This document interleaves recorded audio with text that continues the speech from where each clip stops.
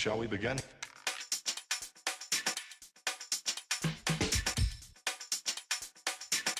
Hello, hello, my Instant Pot friends. I found you a chili recipe that you can make in your 3-quart iPot. Oh yeah, you're welcome. Let me give credit where credit is due. This recipe originally comes or is an inspiration from a recipe I got out of this issue of America's Test Kitchen, Soups and Stews for Two.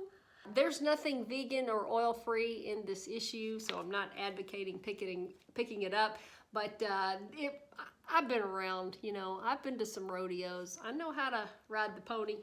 That sounds really weird. I know how to veganize stuff. That's what I'm trying to say. So I didn't let it stop me from getting inspired. This recipe is really their smoky chicken chili, but I just switched it up a little bit. I left out the chicken and added mushrooms. It called for canned pinto or kidney beans. I didn't have any. I cooked those from scratch. I'll show you how I did that. It called for barbecue sauce, didn't have any, so I used my organic ketchup that I love so much. And then it called for fresh cilantro, didn't have any of that either, so I just left it out. And guess what? Turned out great. The boys loved it, ate it up. We didn't have any leftovers. Let's get cooking. I started this recipe out with some dry Mayocoba beans and dry kidney beans. Again, I didn't have any canned beans on hand. I took a half a cup of each, rinsed them off, and then covered them with hot water and let them soak for about an hour. Drained off that hot water and then dropped those in my 3-quart iPot. Covered them with 4 cups of hot water. Why am I using hot water? Because it just speeds up the building up the pressure phase of things. Added a half a tablespoon of onion powder, a teaspoon of salt, completely optional, and a half a teaspoon of Apple Liquid Smoke. My favorite brand is Colgin, C-O-L-G-I-N. They're my favorite. Go to their website, not an affiliate, and do it. Pick up some over there. And then I locked on the lid, made sure that my steam release handle was pointed to ceiling, and then hit the pressure cook button. Made sure that was on high pressure. It always is. Set the cooking time to 25 minutes and then turned off the keep warm mode. There's my sweet Maggie. Meanwhile, I got the rest of the chili the ingredients together. So instead of the chicken, I'm gonna use mushrooms, and I have some big old Portobella mushrooms in the refrigerator already. So I'm just gonna clean that mushroom up. I'm using 1 big fat Portobella mushroom here. And you saw I just kind of I discarded the stem, took off those flimsy edges there, and I'm using the side of a spoon to scrape the gills out. I wanted a nice clean chili. I didn't want it to be brown and ooky, so I'm just taking out the gills. I'm actually doing this the hard way. If you'll go with the gills, like go from the center of the mushroom and scrape towards you, the gills will come out much easier than what I showed you there. That's the hard way to do it.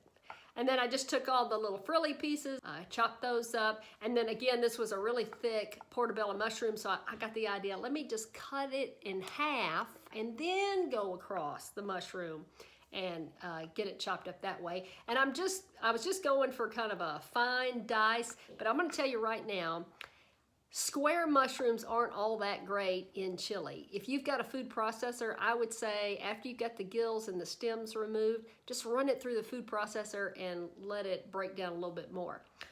The beans are ready to go, and so what I want to do is get those out of the inner pot so that I can use the inner pot again. So I dumped those in a bowl and move that to the side, okay? So I need to saute the mushrooms and the onions, so we're turning the iPot back on. We're gonna use this, I used the saute mode, made sure it was on less heat. It's saying 15 minutes right there because that's what it was set to the last time I used the saute mode. And I just dumped the mushrooms and the onions in the dry inner pot, and I let those cook. And it took about 4 minutes before the pot really started to get dry and sticky. So I borrowed a couple of tablespoons of bean water here from the kidney beans and used that to clean the bottom of the iPot, of the inner pot there. And that was easy. Total oil-free cooking here, folks. Yay! And then it took a total of 8 minutes to get the mushrooms and the onion tender. And look at that, pot's totally clean. All right, now it's time for seasonings. We need 1 tablespoon of chili powder. I'm using the not so fancy light chili powder from Fiesta Seasonings. I like the smell of that one. There's also 1 large garlic clove that's been minced up. I threw that in, but you didn't see that.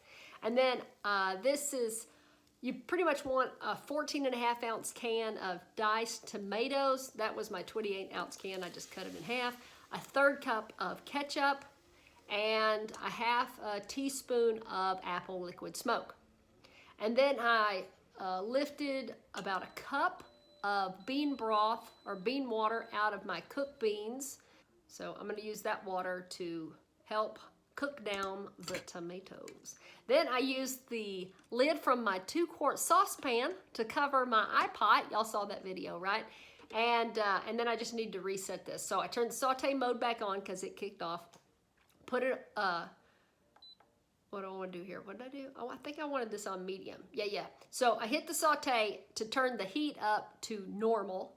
And then I used the minus key to take it down to 15 minutes. And I want all that to simmer for 15 minutes. I want my tomatoes to break down before I add any more ingredients, okay? And I'm using the iPod as a timer too, so if I get distracted, it won't be a big deal. And then you saw the lid, it's kind of, partially covered. So 15 minutes later, the timer went off. I could go off and do something else. I didn't have to worry about burning my chili. Oh, it's good. The tomatoes have cooked down. The mushrooms and the onions are nice and tender. Now it's ready to, I'm going to add in all those beans. Now I want to show you here that that 1 cup of beans, which was a 1/2 cup of the Mayocoba, 1/2 cup of the kidneys, they made almost 3 cups of beans all together. So swollen up, fiber and fibrous and yummy. It's almost about 3 cups of beans here, which made for a very filling chili. So I just wanted you to see that how much that made. And I didn't really have that much bean liquid left over, so I thought I don't want to waste that. So I went ahead and threw that into the inner pot. Put my glass lid right back on, and I just partially covered the inner pot there. Turned the saute mode back on because it kicked off. I'm keeping the medium heat or the normal heat, but I reduced the cooking time down to 10 minutes. 10 minutes later, I've got boiling hot chili and it's ready. It's ready to go. Now it looks pretty soupy, but trust me, the starches off the beans will help thicken the chili. All I have to do is just let it cool for a few minutes. So I took a lid, I took my towel, lifted the inner pot out of the iPod to help it cool down. This was about 10 minutes later. Oh man, now we've got chili. It looks so good, so good. Serve this up. Now, this starts out to be an iPod chili recipe for 2, but I'll tell you, it fed 4 happily. If there's just 2 of you at the house or there's just yourself, be prepared to put a little up in your freezer. All right, I hope you like this recipe and you give it a try. Be sure to come back in the comments and let me know what you thought of it. And if you have an iPod and you love chili, then please thumbs up this video and share it with all your iPod friends. All right, I'll see y'all later. Bye.